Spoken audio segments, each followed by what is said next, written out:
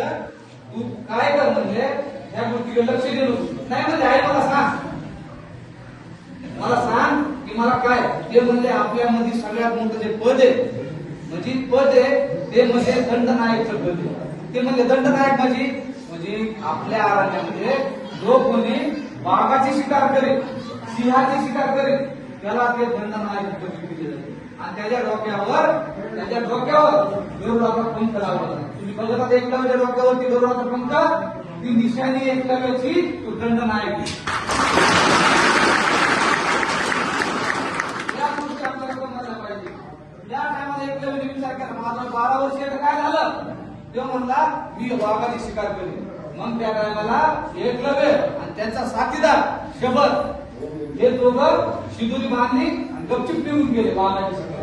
सकाळी उठली आईला ते एकलव्य दिसला नाही शबद दिसला नाही मग ज्या टायमाला एकलव्य रानामानात फिरायला लागले 1 दिवस झाला 2 दिवस झाले 3 दिवस झाले त्यांना पुढे वाघ दिसला नाही वय वर्ष 12 वर्षाचा मुलगा विचार काय करतो मी वाघाची शिकार करतो आता करता करता एकलव्य शोध गेले त्याच्यानंतर अशी घटना घडली की अचानक पुढं तरी एकलव्याला आवाज आला 3 दिवसाच्या नंतर जेवण संपलं होतं आता तयारी करून देते एकलव्याची चला आता आपण जाऊ आपल्याकडे घरी पण वाघाचा आवाज आला आणि ते वाघाचा आवाज आल्याच्या नंतर एकलव्याच्या सोबत त्याचा मित्र होता सखा होता तो शंभर पळत जाऊन झाडाच्या वर लागला हे वाघ वाघ वाघ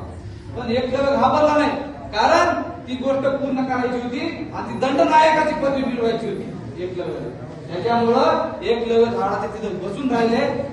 झुडपातून बघतात काय तर त्या ठिकाणी राजे महाराजे असायचे कौरव पांडव असायचे त्या टायमाला तर त्या कौरवापैकी एक जणावर वाघ हल्ला करीत होता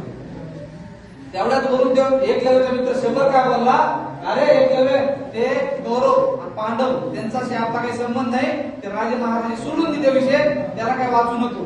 पण एकलव्याने त्या टायमाला विचार काय केला अरे तो कौरव असो तो पांडव असो पण आहे तर माणूस मग तो वाघ ज्या टायमाला त्याची शिकार करणार होता कौरवाच्या माताला पूर्ण रक्त भंबाळ केलेलं होतं पूर्ण त्याचं रक्त अंगातून गळत होतं आणि वाघ त्याला मारणार तेवढ्या त्या दोघांच्या मध्ये जाऊन आपला 12 वर्षाचा एकलव्य जाऊन मारायला वाघाच्या आणि त्या शंभर आपला कौरव जो होता कौरव पांडव पैकी